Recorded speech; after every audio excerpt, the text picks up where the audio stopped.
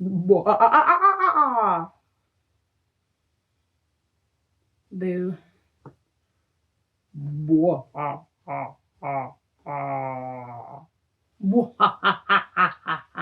There it is. That's nice.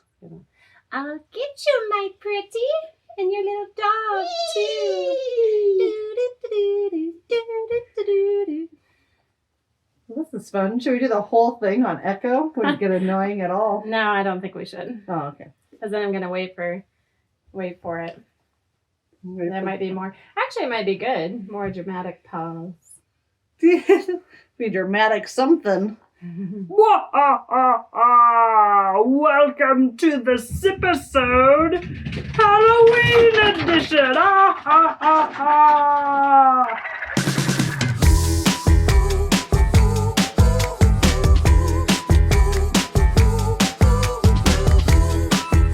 As we said, welcome to the Halloween themed Body by Beer podcast. This week, Hello. My name is Chelsea, and this is my Finny best friend.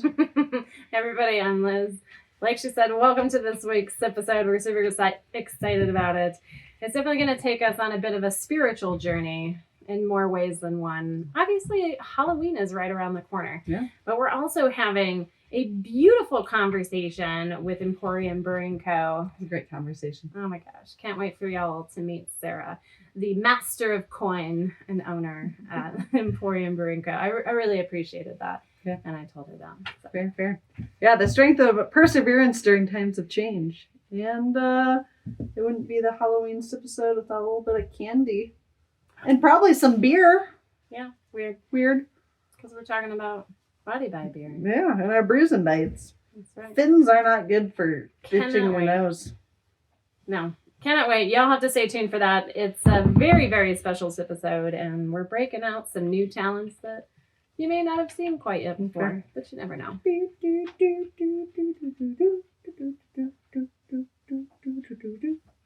All right, this week I am drinking from our interviewee Emporium, the Hazy IPA Project Mayhem. What are you drinking here, Yeah. Lizzie? Sticking on the NA train, Athletic Brewing Co.'s IPA, the Run Wild, which I also recently read that they introduced 19.2 cans of out into the world. I haven't actually seen it myself. Like for concerts and stuff. Exactly, which good for them, right? Getting into stadiums, concerts, what have you. You gotta have those bombers out there. Yeah. So it's quite delicious. Hoppy, slammable, crisp, clean. Bubbly. Yum. Bubbly. Bubbly. We all know I love bubbles. Fair. Let's talk about brew. Let's talk about brew news. All right. How about you news? You news.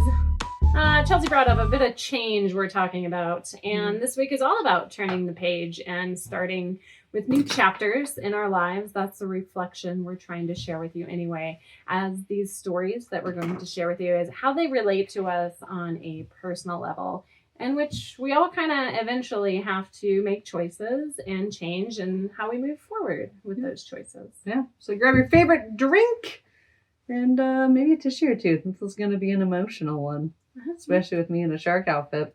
So as we said, this week's brew news is going to be a little bit more on a personal level. Times be a changing, and we're going to start this off with the closing of Infinite Monkey Theorem. Wah, wah. Which is very, very sad. Technically, Infinite Monkey Theorem is not a brewery. It is a winery that's been around for 16 years. Long time. They were very innovative for the space. They used 100% Colorado grapes. They kegged wine. They had it in cans. Like, they were very innovative in what they were doing in the wine space. And they're going to stay open through the end of the year, getting rid of inventory and whatnot. But they basically blamed it on the rise of the NA options and increased labor costs, increased rent costs, increased materials costs, increased everything costs. It's not manageable anymore, which is too bad. They've been such a trademark of the Rhino district, and we're there before Rhino is what it is today. Yeah. And for me personally, Infinite Monkey Theorem was it was like an eye-opening experience to this love of the space of craft industries. Sure. Right? Like you go in and it has like that really cool brewery vibe. Like had tables that were games, chessboards, and like fun lights. And to have wine off of like a draft line was bonkers. And you go out and they have this big, beautiful patio with cornhole and a bunch of fireplaces. And you could see the wine, like the grapes just like hanging out. And it was just such a cool experience that I remember being like, wow, this is like one of the coolest things that I've ever seen. Yeah. And I thought it was such an incredible model. And it always stuck with me. And it really did kind of set that like base tone of craft places that I love that just hit that spot for me. That was like my first one. Sure. I don't really recall if it was my first one, but for my 30th birthday, it was one of the 30 things I'd never done before. So definitely something I had never done before. We did it over 3 days, 10 new things in 3 days. And Infinite Monkey Theorem was on there. And I can remember going in with a close group of friends at the time and Nothing. It's just I thought you said 3 things in 10 days, and I was like, that's not what you said. 30 things. Yeah. Which would still equal 30 things, but 3 things in 10 days. Yeah. Is that what I said? I don't know. 10 new things in 3 days. Yeah. That's 30. Yeah, no, it is. I just like for whatever reason I heard it the other way, and I was like, wait, that's the opposite. But I don't know which way you said it. Sorry. I don't know. But it's a super cool place. Yeah, so it was a new experience and definitely resonated for quite some time and was lucky enough to make it back a couple times after that because it did mean so much. So it's a sad one to see it go, but I get it. But it's sad. Yeah, it's hard to imagine the Reno area without it. Got that great picture of you with the monkeys. See, hear, talk monkeys. Oh, I haven't seen that in the King's Age. Yeah, we'll post it up here. That was Liz on her 30th birthday, looking young and spry. Yeah, less wrinkly and deteriorated. Less pages turned. A lot of less beers ago. Yeah, that was a lot of beers ago. A lot of beers ago. Anyways, that's what we got. We got off our sad horse with that one. I was really bummed when I read that this morning. That's fair. But speaking of sad, turn to happier tales. Excited about this one. Sticking on the NA train, the new one by Spidey Man himself, Tom Holland. He is introducing Brew to the world, which is an NA option because he himself has been sober for the last almost 2 years, I think, beginning of 2023. January, he did dry January, and then he's just kind of stuck with it. If you're interested in reading more about his story, the Instagram post is in the link. But basically, I really got to admire the entrepreneurship in him that has grown out of his sobriety. And he talks about like the mental well-being and how that has helped him grow and gain in ways he perhaps never thought possible. Yeah. So, and he's not a brewmaster himself. He's doing with a little bit of help from a previous brewmaster from Samuel Adams, a gentleman by the name of Grant Wood. Yeah, slightly small brewery. Yeah, not like that guy knows what he's doing whatsoever, so I can't imagine the NA options being any good at all. Yeah. But the options they're coming out with, I believe, is a Pilsner, hazy IPA, and a wheat. So those are good options to start and test the brand out with. So super excited for him and his journey of change and growth, and super exciting. Yeah, that's good for him. You know, I remember reading it a while back of him when he started like getting more sober and realized when he did that dry January that he was like that whole month, all I could think about was drinking. I was just like obsessed with it. And then finally had the realization. He's like, why am I like so obsessed with this? Like, why does this have such a control over me? Like, I want to try going longer sober. Huh. And I think that's a really insightful and educated thing to do. You know, absolutely. Having a drinking problem, taking some time off is always good. So those naysayers on dry January, it does actually make life-changing events for some people. Does. Yeah. So, and always remember to drink responsibly. Yeah. That's a big thing. Having a beer or two is very different from having 12. Every day. Every day. Continuing with the story of persevering, growing with the changing times, and being innovative and keeping your own business open, Brewing Co. is opening up a co-working space to make... Technically, they already have, but we're just talking about it now. They opened up a co-working space. They have lots of extra space. You can rent areas for $200 a month, which is really cool. They've already got like a little cafe going on in their facility, so that adds to the perks. Obviously, there's going to be like beer and whatnot included in it, and great Wi-Fi. It's got to have good Wi-Fi. I think it's a cool opportunity, right? The co-working space, I do think is a good growing big space. $200 is a great price compared to some of the other ones. Get you out of the house, get you a little bit more inspiration and a little bit of socializing while you're out working. So I think it's a great idea. I think it's an innovative way to be like, hey, usually we're not that crazy busy during the day, and they're bringing some extra people in. And technically they're not even open during the day. So it's open from like 7:30 in the morning until the brewery actually opens for its posted hours later in the evening. So I agree with you. It's a great way to utilize space that's not being used. And, this particular location is on Tennyson, 38th and Tennyson. So their second location. So there's lots of foot traffic, lots of people in and around the area that are coming through that maybe don't want to drive to your co-working space, maybe downtown. You can just beat bop around the corner and then maybe stay for a beer afterwards. I'm sure they'd love that. Yeah, food truck, all the things. So it's just an innovative way to think about maybe something you can do with your brewing space. Ooh, there you Get creative. Flyco did it. You can too. Yeah. So I don't always think that we're great at like underlying the theme, but we really wanted to make sure we pinpointed out like why we're talking about certain stories, why they're all wrapping in together. And how the news can touch people. And, these incredible places that have been open for 16 years of memories. Yeah. And I mean, that's also really long. I mean, that's got to be astronomically long. And then the average business is up and going. But still, it's a tough one to see it saying goodbye. Yeah. Yeah. And I also kind of err on the side of the things that pop up in my news feed or things that are happening to me externally in life often reflect the things that are happening internally. Yeah. So it's a pause for reflection on the, things are changing, and these are just some inspirational and also factual based stories that sometimes business close, and that's sad, but we're sure that the crew at Infinite Monkey Theorem will turn their page and grow and persevere in a different way. Yeah. Full faith in that. And Tom and his crew are going to do good, and Flightco's already out there crushing it with new innovative ideas. So doing stuff. I like it. Yep. It's a good reflection from external to internal self. Reflection face.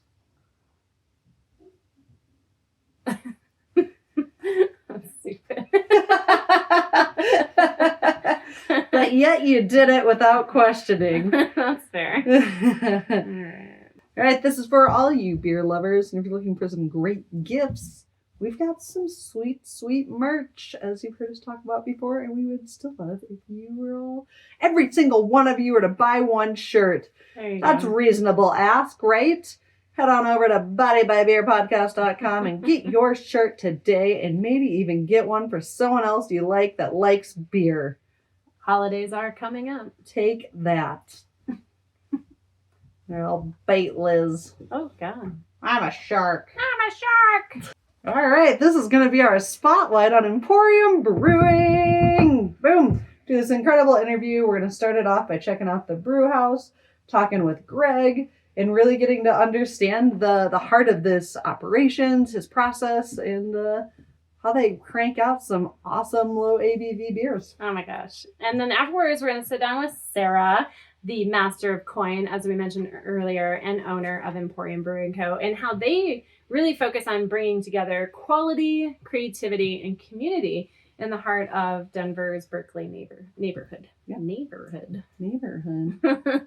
So let's get going. Check this sweet, sweet place out.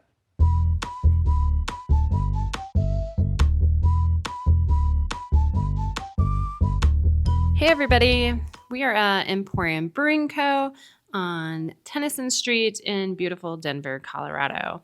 Enjoying a bit of a tiramisu stout this morning. Excited. We're going to talk to Sara, owner and mini hat wearer. Let's go say hi to her.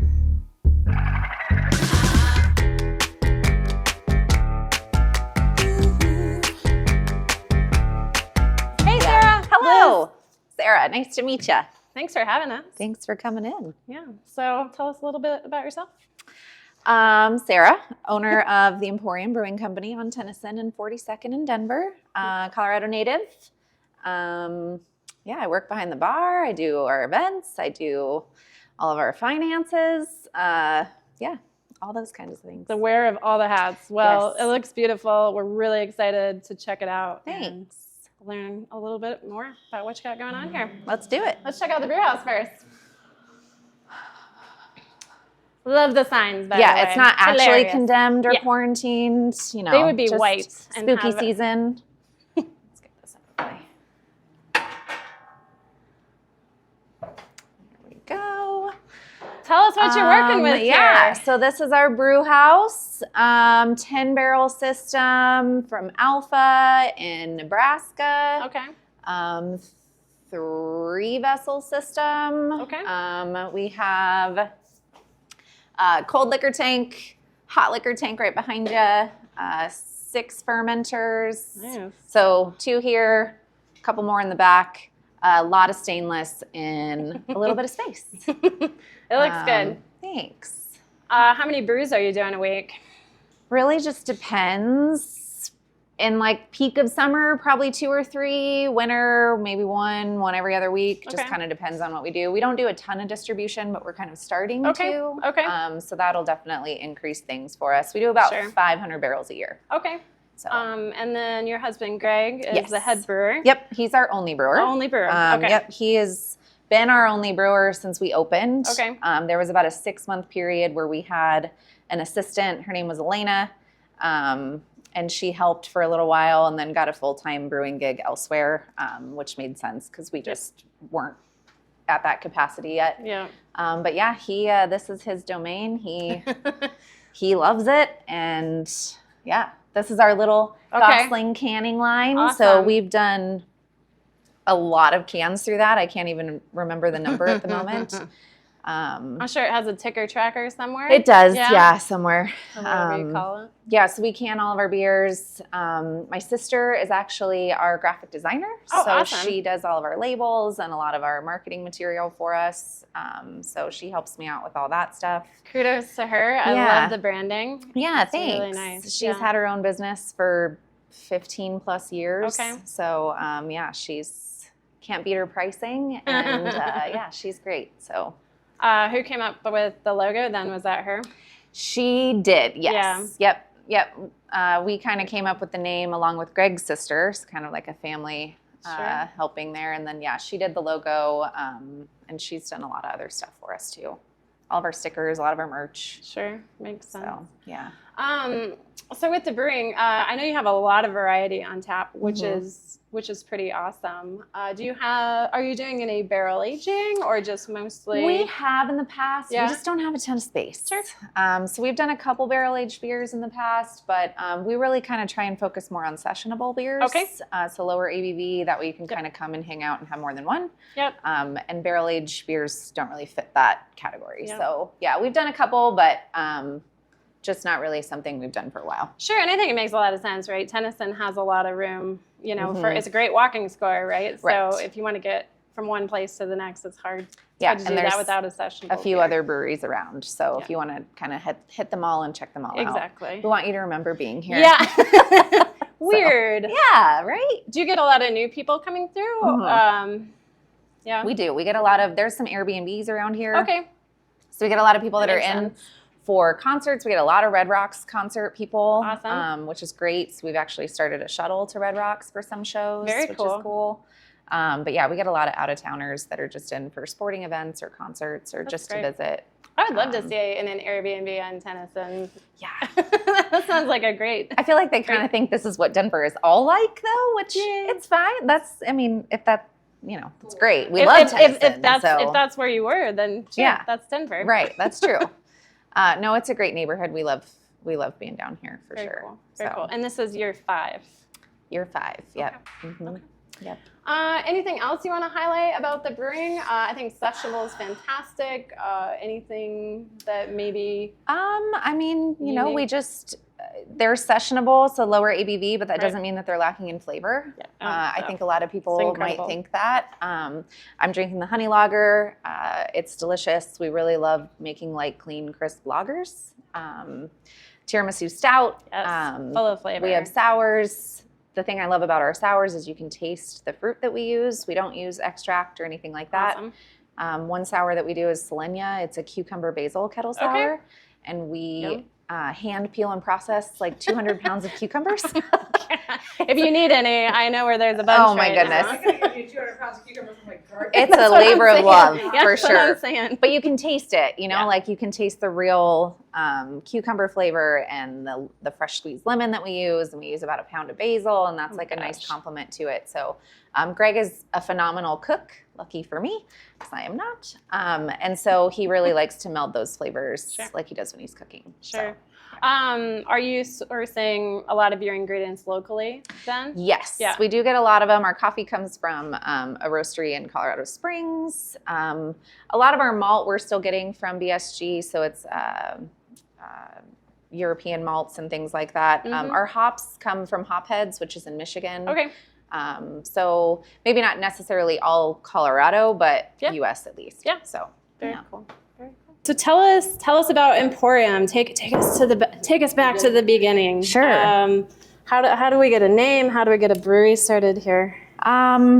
So Greg and I are both from Colorado. We went to CSU. We met right after, or right before I graduated, actually, at the Budweiser Event Center, which I think is funny because we own a craft brewery now.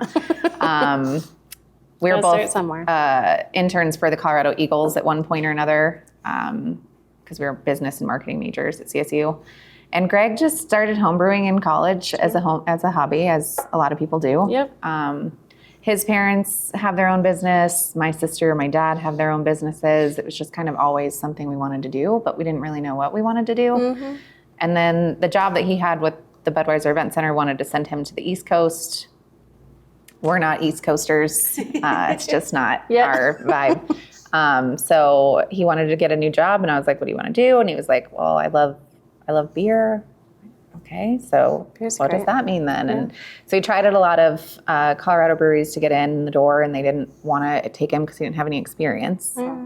So Rogue in Oregon, in Newport, was like, if you want to move to the Oregon coast, come on out here. We'll teach you, how to be a brewer, all that. And since we were from Colorado, we were like, let's try something new. Yeah, It's a good transfer. So we moved to Oregon, very wet, very rainy, very dreary. We were there for about a year and a half. He started on the packaging line, worked his way up to being a cellarman, kegging, all of that stuff. Yep. Oregon was a rough transition for me. I just didn't really like it. Not that I didn't like Oregon itself. I just didn't really care for where we lived. We were right by the ocean, but it was wet and gray all the time. Yeah. So I wanted to come back to Colorado. So we came back to Colorado. We ended up in Castle Rock, and he started working at Rock Yard. Yep. So it was right when they were starting to do their bigger production and distribution. Mm-hmm. So he was able to go from a big brewery like Rogue down to like a mid-sized brewery, which we thought was good for what we wanted to eventually do. So he could get that experience. Sure. So he was their assistant brewer, ended up becoming their head brewer. Nice. He was there for 5 years. Won a few different awards with them. And then I worked at Wells Fargo. I was doing, all of that stuff for 5 years as well. And then it was just about time to get out of the corporate world. And I had my marketing experience, the finance experience I needed, and it was just time to do our own thing. So we started looking and planning. During that time, we were all still planning the Emporium, came up with the name. So the Emporium comes from a few different reasons. We're obviously big movie buffs, pop culture fans. So Dazed and Confused is where all of the kids hang out in that movie. It's the pool hall, it's the Emporium. Greg grew up in a really small town, northeastern Colorado, and the Quonset or barn that they hung out in and drank underage. They called that the Emporium. I always throw myself under the bus with underage. Yeah, okay. I mean, we all did it. Yes. I'm also from a small town. Yeah. It what happened. else do you Sorry, do? Mom. And so they called that the Emporium. And then the Emporium just kind of implies a little bit of everything. And so that allows us to have a wide variety of beers. Sure. So it just kind of fit for that what we wanted to do with the space. And we wanted to be a neighborhood brewery. And so we searched all over Denver and found Tennyson, actually looked at the space that Farrell is in first. Okay. And realized that it just wasn't big enough. And then found this spot and fell in love with it. And it was just a brick building and dirt floors. Wow. And so we were able to get in very early and create the space that we wanted. So take us back. That was 5 years ago, right? Because you just celebrated your 5 year. That was probably more like 6 years ago, to be honest. Yeah. Okay. Was it hard finding a spot down here at that time? There was a couple different options. I feel like it definitely boomed a lot more. Yeah, I mean, there wasn't a ton on Tennyson necessarily. We looked in Rhino, not really, the neighborhood that we were looking for. We looked in a couple other places, but being across from the park and going to CSU and having that old town feel, Tennyson kind of gave us that feeling as well. So yeah, it just kind of made sense for us when we found it. Yeah. And what a great neighborhood. Yeah, it's changed a lot. Yeah. And it is going to continue to change, but it's amazing. Yeah. A lot of people coming through. How do you stay so involved with the community? I know you hold a lot of events.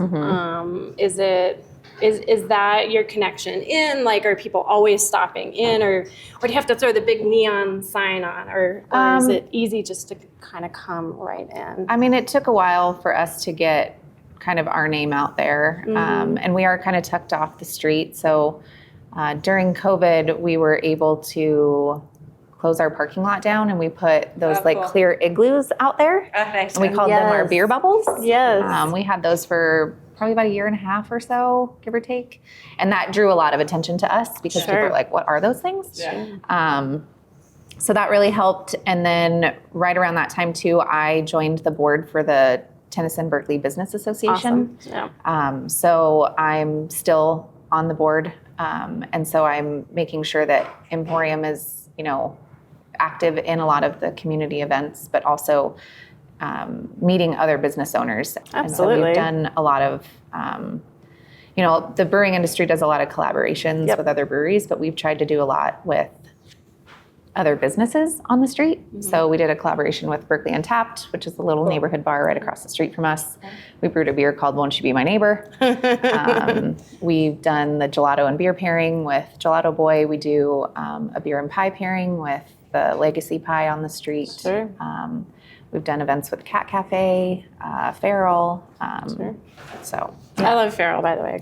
We were just in there recently. It's a great What store. a cool little store. It's a great store. You had to get rain gear to go to Scotland. I was like, I don't have a rain jacket. I live in Colorado. Right. Yeah. That's one of those. It's like, no. Like a poncho or what do you mean? I lucked out. I got a really, I don't know, it was North Face and it was kind of warm. It wasn't just a shell. Sure. $15. Yeah, they have all the used gear. Yes. There's some great deals in there. Yeah, for sure. Awesome. So we've got Halloween coming up here at the end of the month. Do you have any big events coming up for then that people should know about? I mean, we have Halloween themed trivia, of course, the night before Halloween, and then not a ton right around Halloween. Tennyson Street, we do the Fall Fest, which is October 19th. So that's kind of coming up soon, but definitely before Halloween. I mean, not a ton of Halloween events per se, just more making sure that the tap room is festive and it's got the bed. Kind of spooky-ish. Oh yeah, terrified walking in. I know. Talk to us about the artwork then. You kind of told me earlier, but tell me again about the mural behind us here. So this mural is by Drew Button. He worked with Greg and Mike at Rockyard and labeled or did all their can art. Awesome. And we knew when we were opening a brewery that we wanted a mural, but we did not know any muralists. We knew Drew and we were like, hey, would you be interested in doing a mural? And he was like, well, I've never done one before. And I was like, well, we've never opened a brewery before. So perfect. We have this big wall. It's your canvas. Feel free to do whatever you would like with it. Okay. And so there's a description of it on our website, but it's just kind of like, his description of it is, the black and green lines behind it are like the standards of beer, but The little pieces are exploding out and kind of making it your own and changing it and doing your own recipes and pathing your own way kind of thing. I love that. It's funny because we've been here for 5.5 years and we'll have people come in and they're like, wow, is that new? And I'm like, no, it's been here the whole time. That was the How first have you thing never that went seen up. that? Yeah. So that was our first big one. We have 2 new ones in the vestibule that we just did and finished about 2 or 3 weeks ago. One is a Dazed and Confused reference, of course, to reinforce our name. And then on the other side, All right. we chose Bill and Ted Be Excellent to Each Other because we just want to make sure that when people come in here, they know that this is a comfortable and welcoming and safe space for everyone. Yeah. I love it. And so that's super important for us. And so we want to just, there's a lot of things going on in the world and we just want people to know that we want you to come in and have fun and just take a break. Yeah. You don't have to worry about whatever's going on in the outside world. Right. Come in, have a beer, talk to your neighbor or a random stranger, whatever it is. I think that's my favorite part about the craft beer community is how open and welcoming it is for the most part, right? For sure. Every now and then Yeah. you have your extremes, but Yeah.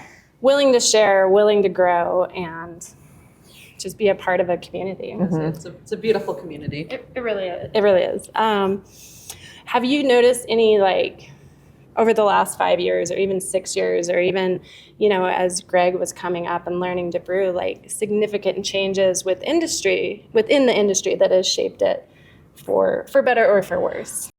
Recently, there's a shift to maybe drinking less or being mindful of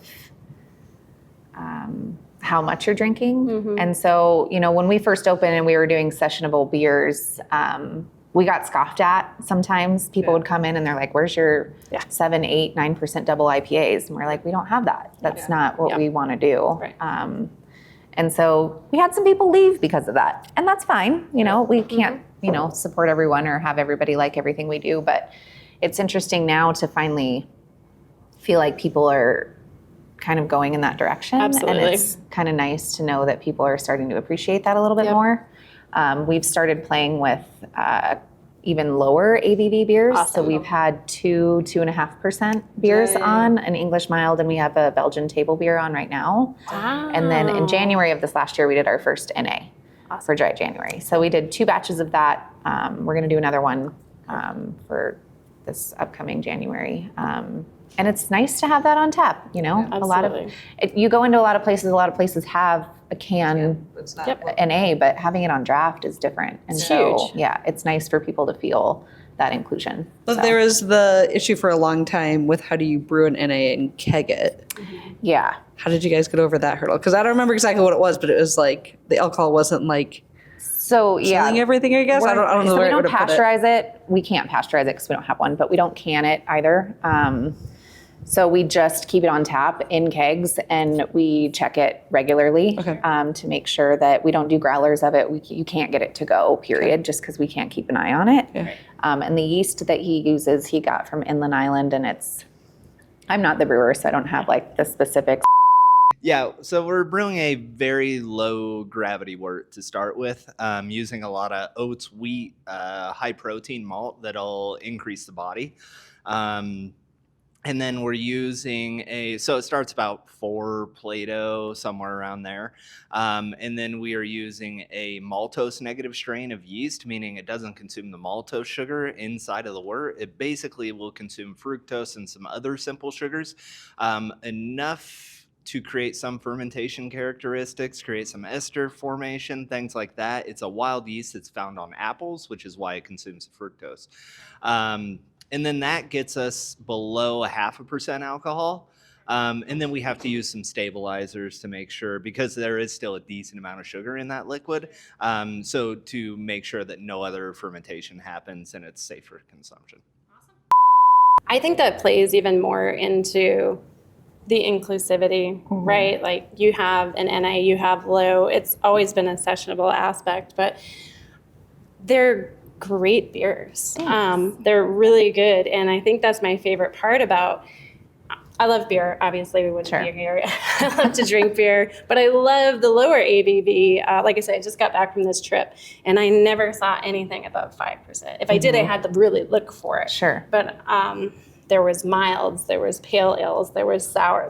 It makes sense. But Sure. but IPAs and Right. nothing above that, and they're good, delicious, crisp, bitter. If you like that, Right. awesome beers. So I feel like you're in a really good spot, kind of ahead of the game in that respect, which is really cool. Yeah, it's just teaching people that we can still make flavorful, bold beers, Oh my but gosh. they don't have to knock you on your feet. Right, you know, right. And so. there was a It's just time the and warming, place. right? It's really Yeah. just the extra warming. Otherwise, there's no reason you can't get those flavors. You're Right. just missing on that Exactly. bit of that warming burn. Mm-hmm. But even with this one, I get it a little bit. I'm a little warm at the moment, but it's very subtle. Sure, sure. Side thing, I'm always like sweating through these, but So I feel a little sweaty, but I think that's just good. I left the other day and I was just like, take it off. I love the, I like the, it's kind of a family. It starts from family, right? Yeah. You're a family. You've got your sister helping out, family help, name it. And I feel like you're really embraced coming in. And I think that sets up a really good vibe for people. I mean, we've made a lot of friends in here too. And my favorite part is hearing customers that are now friends from Sure. meeting here. There's two couples that live a couple blocks away. They live across the street and a block down from each other. They met here at one of our events and they're like best friends now. Yeah. That's kind of my favorite part. I love seeing the people that come in. I love knowing their names. I love knowing their dogs' names, their kids, what they like to drink. Just kind of knowing what's going on in their lives, especially with all the things that people have gone through in the 5 years that we've been open. Sure. Just knowing that people have a community space to come hang out in that's all that really matters to us. Yeah. So. I think it helps keep things a little bit smaller too, Sure. right? Not even like a control, but it's just this great big world inside. To the outside world, a little tiny bubble, right? Yeah. But it's not, because people can come and go.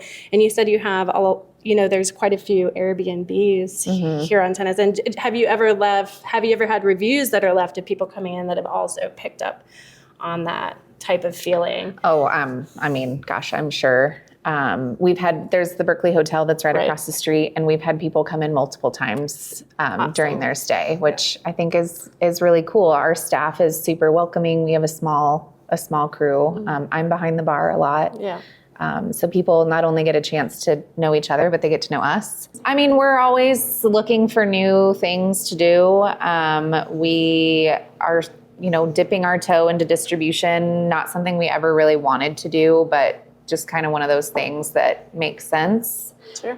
So that's something we're playing with. We have this new, we call it the Coaster Club. Okay. It is our version of a mug club. Okay. So you get all the perks as a normal mug clubber membership, but it's a 3D printed coaster that some of our regulars made for us, and then you get to choose your favorite pop culture icon when you sign up, and we Photoshop your face on that person. And then when you come in, you get to have your coaster, and That's cool. at the end of the year, you get to keep it, and we'll do like a annual members party where everybody gets to hang out. And so it's been fun lately to see people are like, oh, that's Mariah Carey, or oh, that's Ned Flanders, or whatever it is. So not only do they know each other by their real names, but now they're starting to know each other by their coaster names. And it's just kind of reinforcing our pop culture thing, but also reinforcing the community aspect of it too. And that's been kind of fun.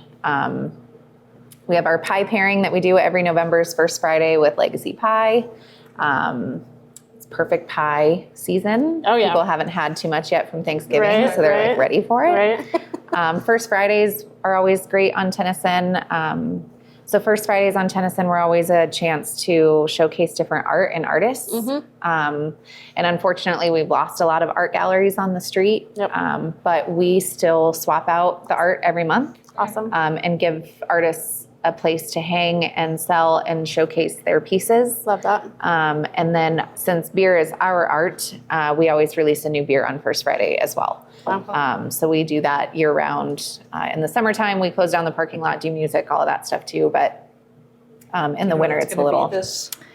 this November first Friday. November is going to be our Munich Helles. Yay. We'll be coming to the taps. December's will be our Dunkel, which is one of my favorite beers. It's a great beer. And then I think January we'll definitely have a new version of our NA Awesome. and probably something else too. Cool. Very So, cool. yeah. Very cool.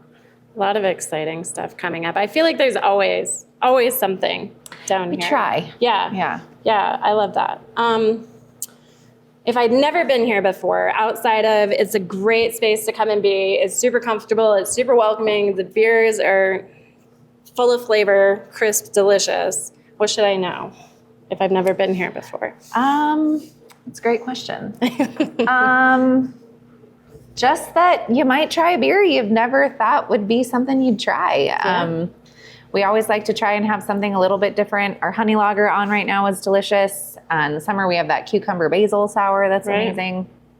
I guess you might just meet one of your new best friends. I love that. You know, you'll see a bunch of dogs. We love dogs. Thanks. Yeah, it's just, you might find your new favorite beer and a new friend. I love that. I So love that. So there is a bit of a shift as well in the industry to more consistency, right? Like I know what I like. I want Right. my favorite beer. You do a lot of good styles. Do you see yourself maybe just having more flagship versus experimental? it's a good question. So we have started with 5. We actually just added a 6 Okay. as a consistent one because Okay. we get asked for it a lot, which is our jasmine rice lager. So our had that. flagships are the rice lager, our German Pilsner, the coffee blonde, blackberry sour, Peace Love and Pale Ale, which is my personal favorite, Sure. and then Dope IPA. So I think it's important to still switch things up quite a bit, especially being in a neighborhood. We don't want the people to be like, oh, they have the same beers on all the time. But I think what we have started doing is bringing back ones that we know people have enjoyed in the past. Sure. So it might not always be on, but it is still that consistent beer that they've had in the past, Right. and they know that they like it. Right. The example And- is the cucumber base, right? Exactly. In the summer, we put this on. I think Yep. that's a great way to kind of balance that and For still sure. get people excited about stuff coming. Yeah, our Munich Helles we've done before. So our Dunkel we've done, but it's been a few years since we've done it. We have a Schwartz beer we bring back, Awesome. a cold IPA. Can't imagine what culture reference you pin on that one. Which one? The Schwartz. Oh, you might be surprised on that one, but I definitely went to Spaceballs. Yeah. Yeah. oh yeah, it's always sunny in Philadelphia. Is There you go. It's over my head, but it's right up Sam's the alley. Nightman Cometh is our Schwartz beer. Yeah. How many taps do you have? We have 13. 13, okay. So 6 flagships, and then Okay. our coffee blonde is always on nitro, which is kind of fun too. Absolutely. So smooth, creamy option. It looked pretty amazing. It's pretty tasty. Won an award at GABF last year in 2023. And then you've got a couple World Beer Cup awards up there as well. We do, yeah. So our rice lager, Okay. was our first one. Okay. Atari's Lantern, and then You're a Funny Guy is our Italian Pilsner. Is another one. Yeah. that we, we like naming our beers. It's quite fun. The tiramisu stout you're drinking is an offer you can't refuse. Just The Godfather. Yeah. I need to watch more movies. The honey lager is Animal Strike Curious Poses, which was kind of a little collaboration with a good customer of ours. Her and Greg both turned 40 this year. Awesome. And so how did they do it? So Greg picked 3 beer styles. She picked 3 beer names. Okay. And then they decided together on which one to do. I love that. And so Animal Strike Curious Poses was the #1 song by Prince in 1984, which was the year they were born. Awesome. So yeah, there's a lot of I have to listen to that song. little Yeah. nuggets of information. Do you often then, when picking names for beers, are you starting with the beer first, then going to the name? Or how often do you get that interaction with, the people coming in, your regulars, your friends? Our regulars, she's probably the first one to name one regular. Our staff has named a couple. I finally just named my first Okay. one this year. Today was a good day from Ice Cube, Sure. West Coast IPA. It's delicious. That one will be back. So we have like a running list of Okay. names we'd like to use. Yeah. And so depending on what we want to brew, we usually kind of figure out the style we want to brew first and then see what name kind of fits or do it around, trying to make sense. Yeah. So we have one on right now called Now and Forever. It's our Fresh Hop IPA. Okay. We release it in September, which is the month Greg and I got married. Okay. And we did a hop planting ceremony at our wedding. And Aw. so it's kind of like a little like nod to like, Yeah. our history. But yeah, I mean, there's just lots of little fun things. Yeah. I love that. Outside of the flagships are, the filling the other taps, is it more seasonal based on events coming up, trends? What you feel Probably like? both, all three of those Yeah, things. yeah. What do we feel like? We do try to keep such a wide variety of beers on. And so if we are running out of one, say we're running out of a West Coast, like, okay, we need to do another one. Or maybe we fill that gap with a cold IPA or something like that. We always have a lot of lagers on. Right now we have 5, which I think is great. 4 of them are light. Absolutely. We have another one coming. So I think it's just trying to make sure that we have a couple sours, a couple malties, a couple, hoppy options. Sure. So yeah, season change and all that stuff definitely comes into play as well. Last but not least, if you could be any beer in the world, what beer would you be and why? They all, yeah. So any like style or a particular beer? Whichever you want. Dealer's choice. Okay, so if I could do a style, I'd probably do like light lager, of course. But if I was going to be any beer in the world, I might be Coors Banquet. Oh. I'm Colorado native. Yeah. It's a classic beer. Yeah. It's just one of those beers that if you can't find something on tap or on draft that you want, you're like, well, I'll get a Banquet. Yeah. Why not? It really is. Gonna hit the spot. Yeah. Yeah. The biggest thing is, it's your story. Mhm. And we're so happy that you took the time to sit with us, Yeah. chat with us, share your beer with us. Absolutely. Thanks Obviously, for we're big thinking of fans. us and Absolutely. letting me share our story, Absolutely. So We're excited to be here. We're excited you're here. So thank you. thanks. I love walking into a place that you can just feel the passion when you walk in, and you can just tell that there's these stories. And you just walk in, and you're like, this place has so much love, and I feel like this place does that for sure. I'm glad to hear that. We love what we do. We don't have any regrets about it. It's the hardest thing I've ever done, but it's also the most rewarding. So you can't get much better than that. I feel like that gets brought up all the time. The harder it is, often, the most times it's worth doing. Right? For sure. I love how we're 2 for 2 now this season on partners, married couples, and their passion just oozing out through their brewery. And running it together. And this one, I mean, Fiction Brewing was absolutely incredible. This one, I love how every decision they made was so on key to their brand and so on key to their personality and so on key to their humor. Mm-hmm. And it just oozes throughout the whole place. It really and they're just all about being yourself and accepting everybody. And that literally just oozes through that whole interview and the place. And I just loved it. Yeah. Oh, I just loved them, and that they gave me that giddy feelings of you just felt the love when you walk in that place. I was definitely imbibing on the passion, the intoxication of their passion. Like, they were so fun to hang out with, and they work really, really hard to make sure that, as Chelsea said, like, doesn't matter. Like, you walk through those doors, every single detail is accounted for, and every single person through that door is accounted for and smiled at and taken care of. And it's a very beautiful thing. So we really appreciate Sara and Greg being on the show and chatting with us. Yeah. Great Sharing interview. their beers with us. Delicious, Great. drinkable, Delicious. slammable beers. Get yourselves over to Emporium Brewing Co. And a great middle ground for the NA people, right? Like, it's not full NA, but it is low alcohol. Yeah, So if you're which is looking really to cool. just be able to slow it down a bit, it's a great option, right? They're not trying to get you blasted. They want you to enjoy the They experience. literally want you to Don't black remember out. it. Exactly. Be part of it. As per usual, I'm always excited to help introduce this segment because it really is our fun facts and sips of wisdom, brought to you by Chelsea the Shark. If she's wearing the shark outfit in this is yet to be determined because you'll have to stay tuned and watch. But this is what we're talking about. Excuse me.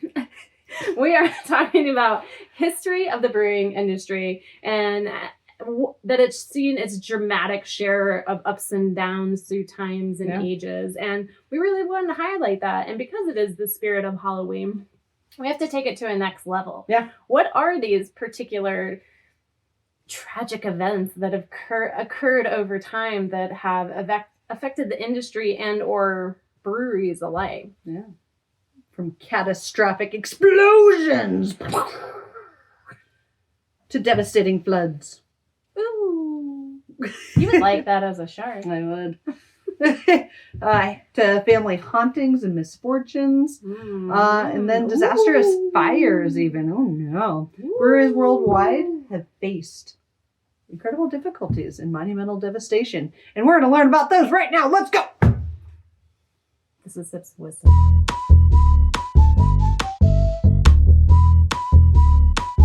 It's probably the wildest beer story of all time. Back in 1814, a brewery in London had one of their 22 feet tall barrel fermentation tanks erupt. It's filled with porter, and 100,000 gallons came out. It busted off the back wall of this brewery, which then flooded a nearby area and actually killed 8 people.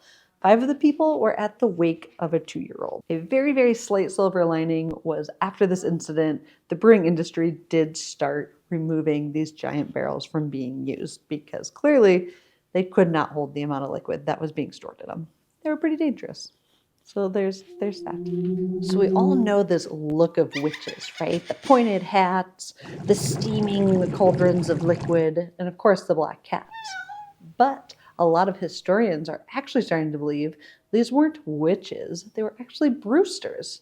The pointed hats were meant so they could stand out in a crowd. The cauldrons probably were actually beer that they were brewing. And the black cats, or really any cat, keep the mice away from the grains. Kind of makes a lot of sense when you think about it. How did the Salem witch trials and beer correlate? As many historians are doing more and more research, they think some of the hallucinations and side effects that they were seeing from the potions that were brewed were actually symptoms of a fungal infection from infected rye. And so this rye would be in the breads and then, of course, the beer. Although this has a lot of facts behind it that it could be part of the cause of the witch trials, you have religion and social pressures that were happening going on that also contributed. So it's not just because of this fungal infection, but it probably played a pretty big part. Back in 1852, the Molson Brewery in Canada actually burnt down. There's a fire that broke out nearby, spread through the entire city. Actually burnt down about half of the houses, leaving 10,000 people homeless. The brewery itself was able to bounce back because it was made of a lot of stone and bricks. And so it actually was in decently good shape. They were able to rebuild and get back to production fairly quickly. During the Black Death in Europe, beer was actually the drink of choice because it was considered safer to drink. And a lot of the doctors were consuming a pretty good amount of beer for safety reasons. And I can only imagine that might not have gone so well for some people. Which brewery is the most unlucky or maybe cursed brewery in the world? I gotta give it to Anchor Brewing. They had 2 different buildings burned down. One in 1906 after the earthquakes that happened in San Fran. The other happened in 1934 in their new building right after Prohibition was lifted. Just getting back on their feet and that sucker burnt right down. Unfortunate. Some bad luck. So apparently, after watching that Sips of Wisdom, thanks for that. I really enjoyed that. Not sure if I enjoyed it quite as much as the fireplace last time, but we'll see. And anyway, so apparently, and not so much as a shock, but there's a lot of explosions and fires that occurred in these tragedies, and not so much an example of how to persevere per se, through economic downturns, but to remember that it could always be worse. You could have people dying under your watch or committing suicide under your watch. I mean, beer? It could be worse, that's all I'm saying. Oh, yeah, I mean, when you put it that way, I guess you're right. And now it's time for our Halloween spectacular of Brews and Bites. I am so in love and hate what you're about to see. Doesn't that make you want to watch it even more? Yeah. So we're slaying some Halloween candy pairings with a delicious stout brought to you by Left Hand Brewing Co. And it is their Imperial Peanut Butter Stout. This sucker comes in at a 10.7%, and it is hot. So boozy. But delicious. That's good. That was good. We're going to go in with the Great Holiday Spirit, exploring how the combination of top-rated candies goes with this beautiful peanut butter beer. And, sorry, not sorry. You're going to hear us sing. You gave it away!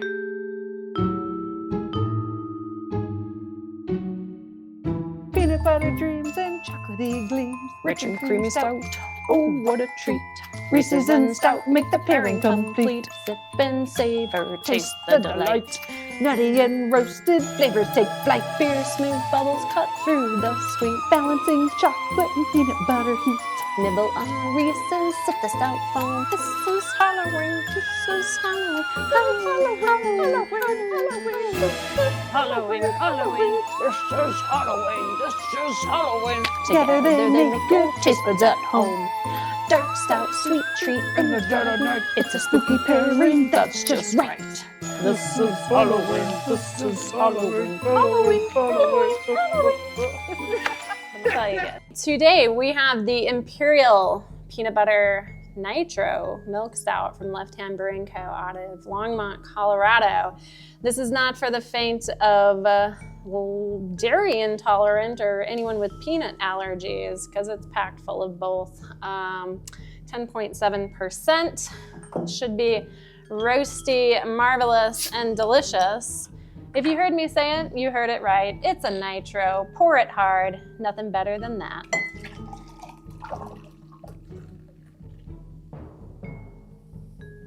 Cascade, my friendly effervescent bubbles. Cascade.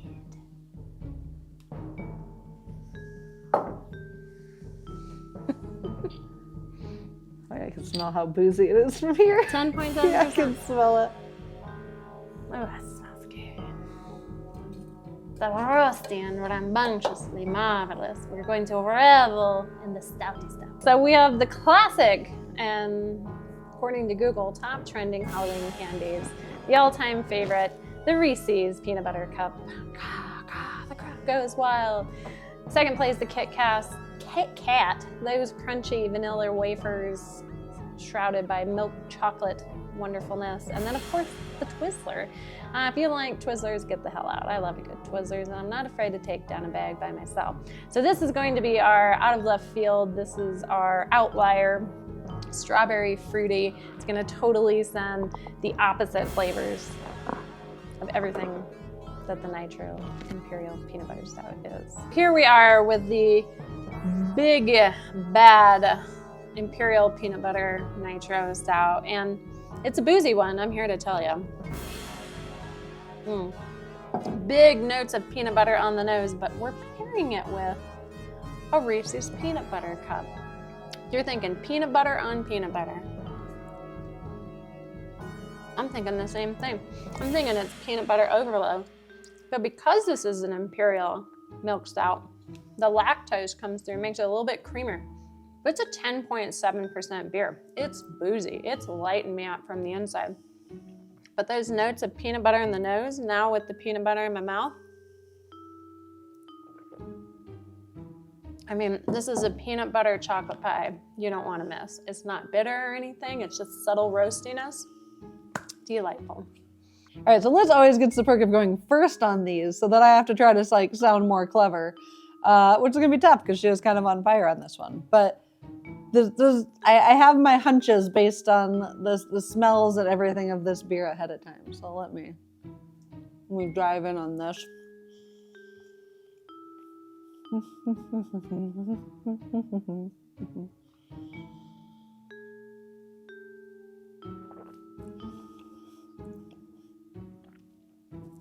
It's actually really good too.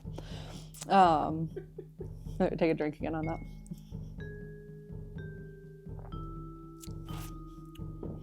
Okay, so this is exactly what I was hoping, because when I tried the beer, like Liz brought up, it's like 10.5%. So it's really, really hot. You get a lot of the heat from that alcohol going on. And I was kind of disappointed with the lack of peanut butter on the mouth. I didn't really taste a lot of it. It's so overwhelming on the nose, but I'm not getting a lot of taste. You throw this in, now you're getting just that overwhelming peanut butter all the way through. So you're getting it hit with the nose, and then you get to finish it with more peanut butter in. So again, if you're not into peanut butter, this pairing sucks. But if you like peanut butter, this is like awesome together. And I like having that extra little bit, because it doesn't finish bitter. It doesn't have that metallic that sometimes porters and stouts can get that, like, for me, I really dislike. But it wasn't finishing in that peanut butter sweetness like I was getting off of the nose. Like it was, this is now allowing it to finish off as powerful in the peanut butter as it was on the nose. And you know, if we talk about visuals, I mean, they go together. It's black and brown. That's fine. Nothing that pretty special about it. But I also think the butter is cutting through some of the heat on it, because Reese's are so buttery. So it's kind of diluting that heat down a bit, which is nice, because drinking it on its own, I was like, whew, I could feel it the second I took a drink.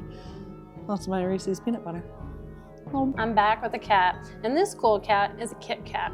And Kit Kats are chocolatey vanilla wafers, milk chocolate with little bits of crunchy goodness. Nougats. Nougat. So like I said, peanut butter's on the nose on this one, but there's big hints of chocolate in it. So what we want, or we assume is gonna happen, is the chocolate's gonna pop that chocolate.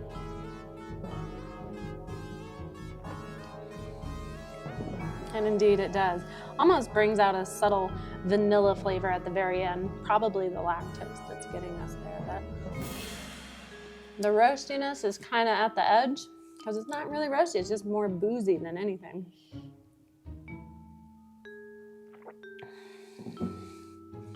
Brings this almost caramel-like effect to it. It's really good, creamy, delicious, totally different than peanut butter on peanut butter.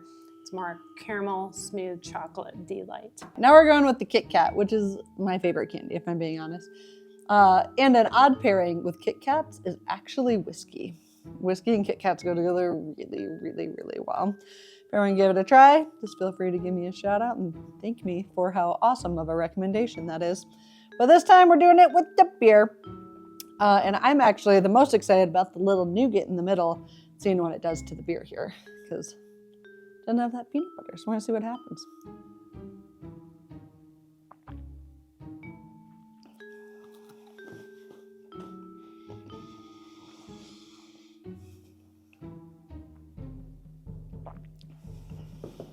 All right. Liz focused a lot on the chocolates and the milk chocolate, which is great. But why I like Kit Kats is because of the nougat. The nougat to me is giving it like, have you ever done a s'mores with a Reese's peanut butter cup? It's giving me that graham cracker vibe with it. And so you're getting extra sweet. And if you haven't done the s'mores, you can tag me and thank me for that as well. The s'mores with the Reese's is great. But it's giving me that graham crackery, same kind of thing. It's finishing out the end of that beer. It's cutting through some of that warmth and kind of giving it a bigger flavor at the end versus just kind of like the stout, a little bit of the roast, not a little bit, but the stout and the roastiness and the heat at the end. This is kind of giving it that sweeter finish to finish out how sweet the nose is. So I actually really like how this pairs. I like it a little bit better than the peanut butter. Because it's not just so overwhelming on peanut butter, it's like adding a whole nother depth and new flavor to the whole thing, and it makes it taste like a whole different candy bar and beer. One of my favorite things to do while eating a Twizzler is, just as you see, what I'm doing right now. There's almost like this essence of feeling smart with a Twizzler, like holding a pen in your hand, or maybe reminiscing about those times you used to smoke a pack of Marlboros. Anyway, Twizzlers are full of strawberry, chewy delight. And we're pairing it with an imperial peanut butter stout? Bet your ass we are. Peanut butter, chocolate, boozy, low roast, creamy nitro with strawberry. I know what you're thinking. I just replaced my protein smoothie. Me too.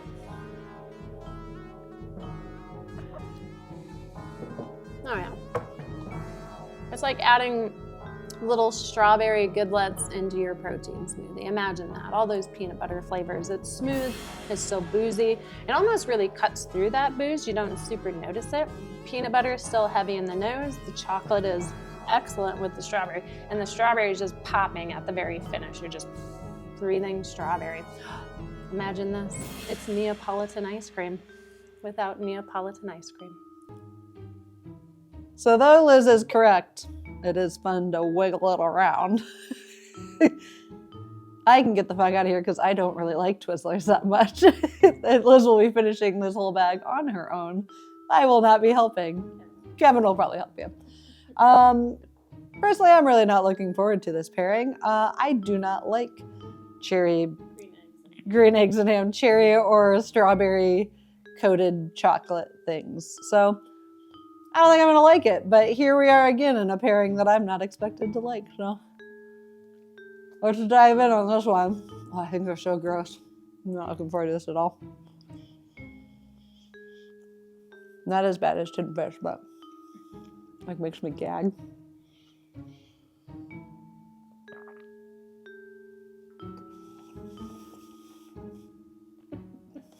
No.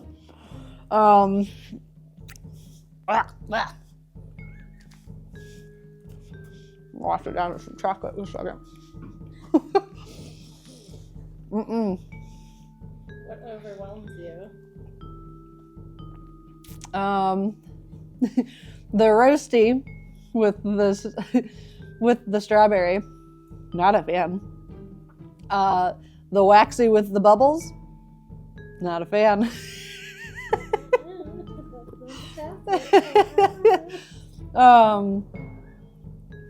The type of sweetness that this is doesn't go with the sweetness of the beer. So to me, it's just very contrasting. I did not enjoy that. I think it's the waxiness to it, but I had another one for the very end. What was it? That wasn't good. What I thought was interesting was because it has such a strong peanut butter nose, I was like kind of cautiously optimistic right as I was like getting ready to take a drink. So I was like, oh, the peanut butter with this is slightly interesting. And then I got like all the roasty and chocolatey and I was just like, wow. So my mouth didn't enjoy it, but when I had the little bit of the strawberry going on and then was able to waft in the peanut butter, that actually wasn't terrible. The taste was worse than the taste and smell together. So there we go. So anyways, when you're out and about for Halloween and you're looking for the perfect pairing with your delicious candies, you now know the peanut butter imperial stout is delightful. Would recommend for most, not all candies. Shout out to Left Hand, who also won GABF this last year, and for the amazing beer. Thanks for getting us a sweet beer to try out with these awesome candies. Happy Halloween! I hope you all have a safe, fun holiday. Well, we hope you enjoyed not only our lovely singing voices in that song to kick that off, but also some new ways to pair some of that leftover Halloween candy that you took from your kids. Or the bowl of candy that you're eating while you're handing out candy. Yeah. Sorry, it's Or gone. the extra candy, whatever it is, now you know how to pair it perfectly. And if you're the right person, even Twizzlers can go with a dark beer. Hopefully you had fun with that. We had a great time, if you couldn't tell. We did. I sure enjoyed that Imperial peanut butter stout. Yeah, man, the nose on that was bonkers. Whole room. Even made the dogs run. They were like, peanut butter? Peanut butter? Peanut butter? Peanut butter? Peanut butter? Peanut butter. All right. And with that, we're going to go into the spookiest segment of the day. We thought it was best to discover this episode which breweries are the most haunted. Ooh. Made shivers go down my spine. Do it again. The most haunted.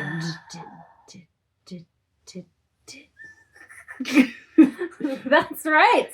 It is 'tis the season for ghostly whispers. Who's whispering in my ear? And weird ladies in black dresses staring at me from down the hallway, and I can't make up their face. It's weird. It's weird. It's scary. These breweries, creepy. yeah. These breweries aren't only haunted. Some of them even lean into it, and they host tours. Ghost hunters have been to some of these. Mm-hmm. And if you have a curiosity for the paranormal, these are the places to go. Check them out. This is our top 10 most haunted breweries. Number 10, McManaman's Edgefield. Thank you for taking over that one. However the hell you say that. In Troutdale, Oregon. Sorry to that, but still excited to come. This former pork farm turned brewery has multiple reports of paranormal activity, from phantom footsteps to shadowy figures in the hallways.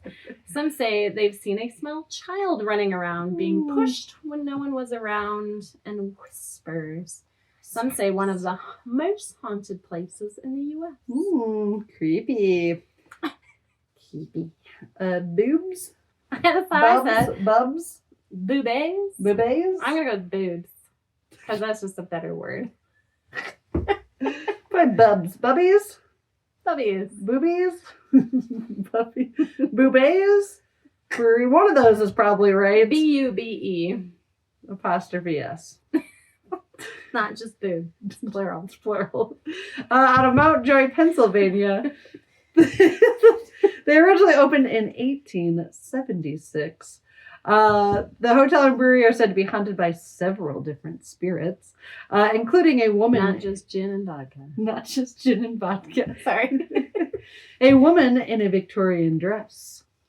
Who hangs out. Ladies at the end of the hallway. Hangs out next to the art, where you'd expect a lady ghost to be hanging out at, I suppose. Yeah. And former employees roaming the halls. Some say. Malevolent. Malevolent. Dark. Bad. They're malicious. Some encounters are malevolent, and some are not. Well, there you go.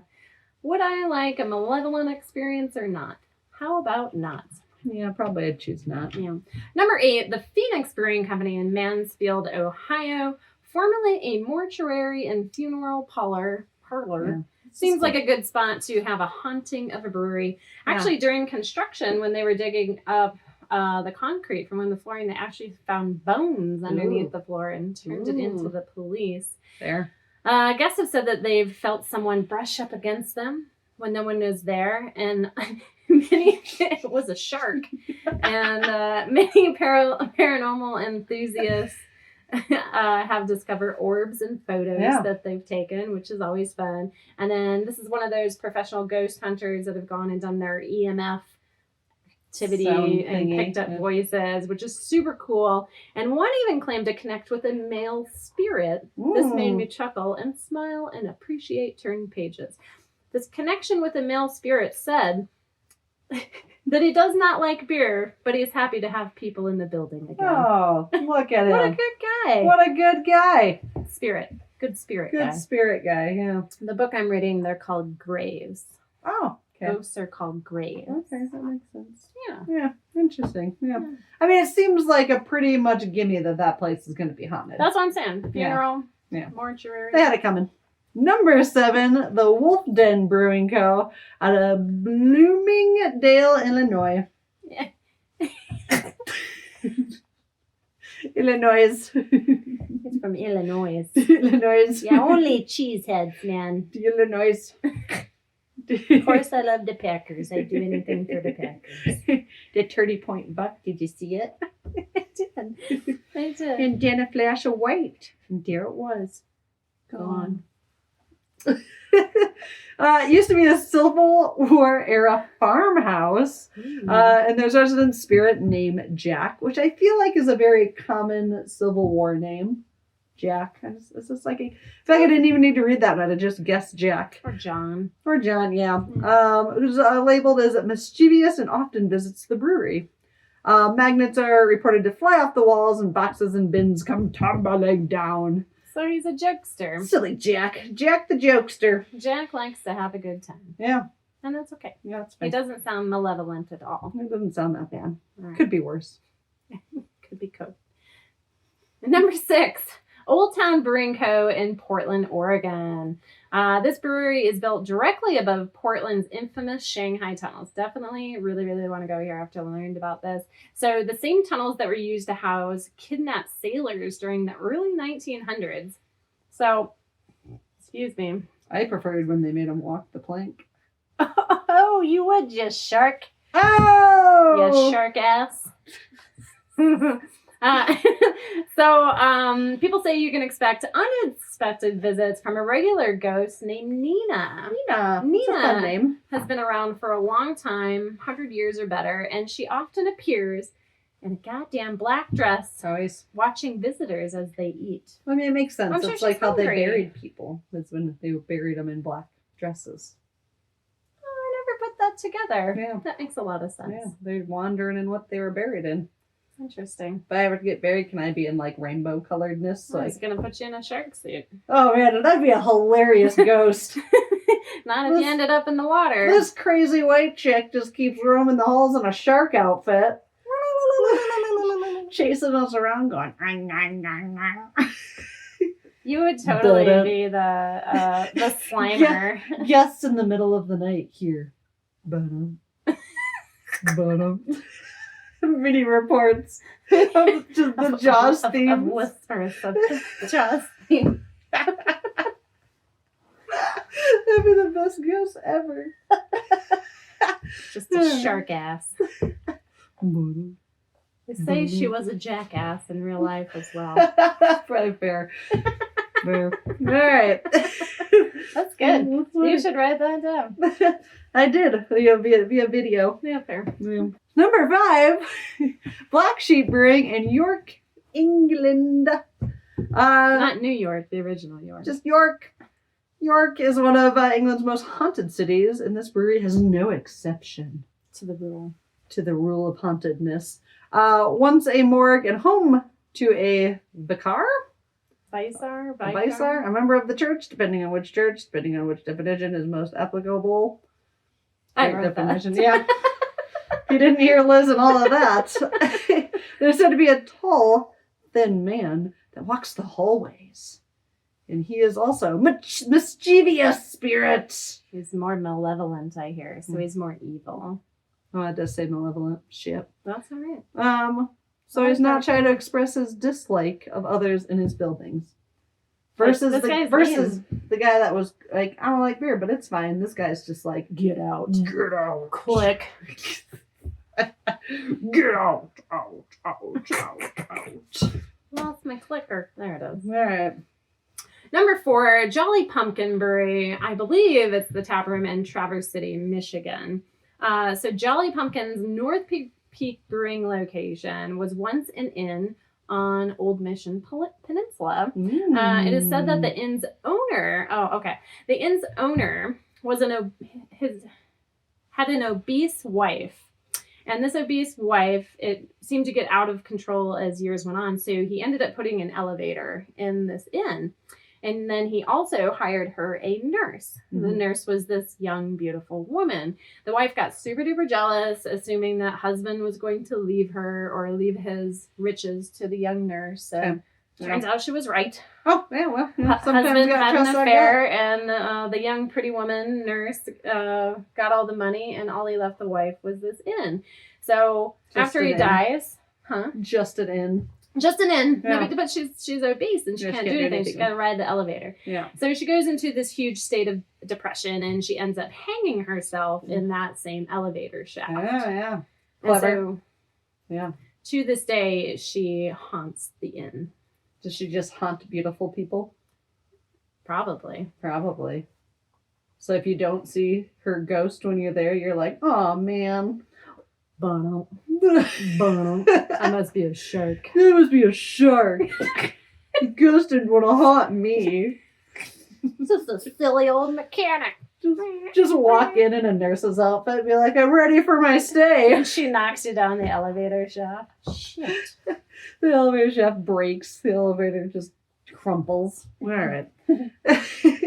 At number 3, Wynkoop Brewing, which, Beautiful as you Denver. may remember, in Denver, Colorado was our season finale last season. Mhm. And we heard these ghost stories. We heard about the girl that got locked in the walls on a bad take your daughter to work day. Ugh. We heard about this Civil War general man flicking around coins or looking for coins or something. Mhm. What I didn't know, this one was a new one, Yeah. because it was a hotel. We didn't know that. It's gone through a couple different business models. Yeah.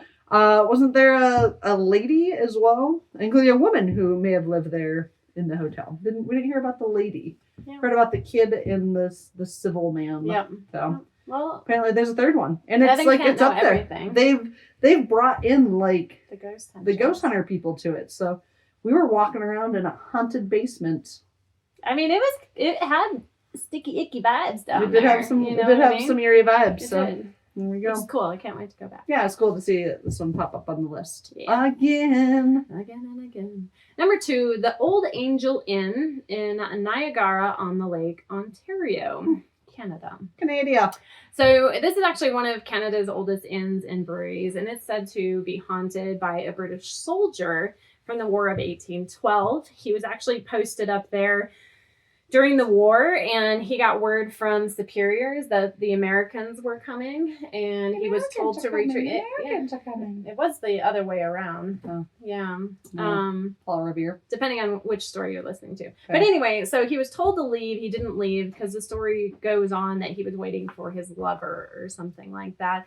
And he goes and he hides in some of these barrels in the inns, assuming that the soldiers weren't finding him. Well, the soldiers were determined that this guy was still in there, and his name was Captain Swayze, not Patrick Swayze, different Swayze. Maybe they were related, not Nice sure. rhyme, yeah. Yeah. Anyway, so he hid in one of these barrels, and the soldiers are going about looking for him. And they're just like stabbing barrels with their bayonets. And eventually Clever. they found him because when they stabbed the barrel, blood came out. They weren't wine-filled barrels. That'd have been the trick. Well, it could have really confused him. Yeah. But anyway, he is said to haunt the inn. Also a fan of the people in the building. Oh, good. And also maybe still waiting for his That's lover. what I was going to say. Maybe wait for his love. Yeah. So, but he does get really upset if they take down the Union Jack flag. So Mm. they have to immediately put another one up because weird things start happening if they take down the flag. Interesting. Fun story. Interesting. There you go. And coming in at number 1, not only is a very haunted brewery, it is pretty widely considered one of the most haunted places In the world? in the world, at least in the U.S. Yeah. Moon River Brewing Company in Savannah, Georgia. Really want to go there. as Yeah. well. Known, again, as one of the most haunted places. It was a hospital pre and post the Civil War where many children died of yellow fever, and reports of ghost sightings are very, very common. Like very common. So like hundreds of children died of yellow fever there. And because of pre and post Civil War, a lot of soldiers came through. There was also murderous happenings that occurred there as well. Basically, they didn't...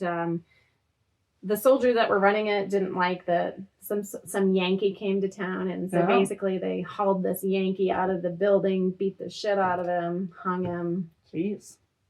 I actually think he survived, but they say his ghost came back. I don't know, something like At that. some But, point he didn't survive. but this place is really cool because they definitely take advantage of the haunting, and they host Yeah. a lot of tours and stuff like How that. do you not so. lean into it? That's creepy and No. fun. No. Suppose that's in part of like their interview process. They're like, Do you scare easily? They're like, can you stand on your feet for 8 hours and can you lift 50 pounds?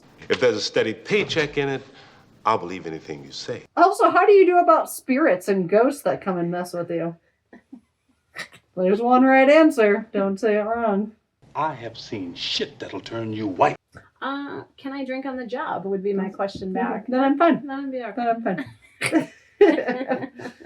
There you have it. Yeah, I don't know about you, but I've definitely It was a fun one. super fun. That was a great idea, and I'm definitely planning some next year's trips based around these particular haunted tours that occur. I got to do one in Edinburgh, and that was really fun. And I like being scared. Now, I definitely like get scared super easy. Yeah. Like it gives me the heebie-jeebies, but also like really, really like I like to be scared. Yeah, it's a good time. It's fun. So I'm all about it. It's a lot of fun.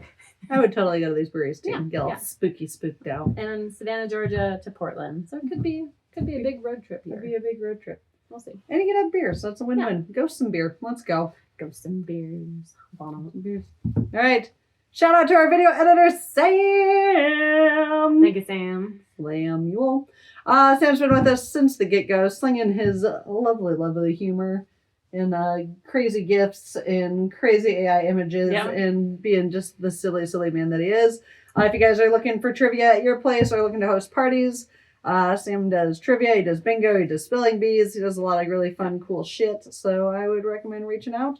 And if you're looking for any video production, he's also your guy. He does it all and somehow does it on time. It's quite astonishing. So It is impressive. So check out Shut Up and Drink Trivia and Short Chop Productions. Ba-dum-bum-bum.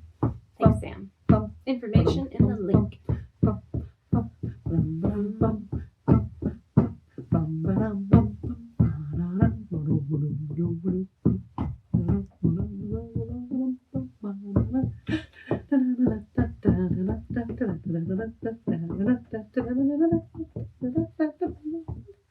Ran out of air.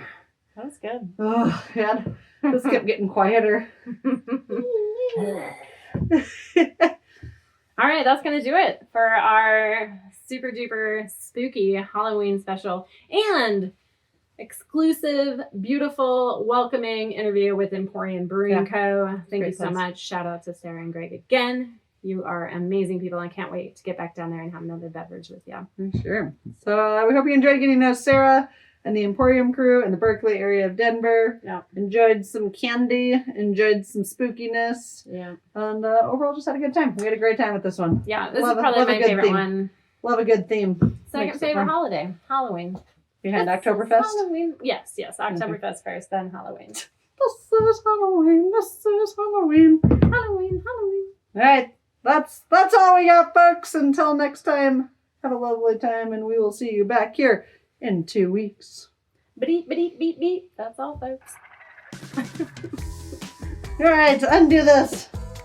Leave it? Now. I sound so calm without the echo. Yeah. Yeah. Weird. Yeah, A shark should have an echo. I agree. I'm a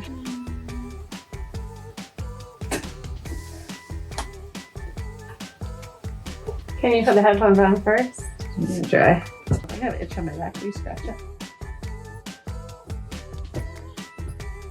Did I get it? I feel like if I were to ask Zoe to scratch my back, that's how she'd have done it. That's who inspired me. Down. A space for $200 a month. Yep. And it takes me a little bit to turn and come back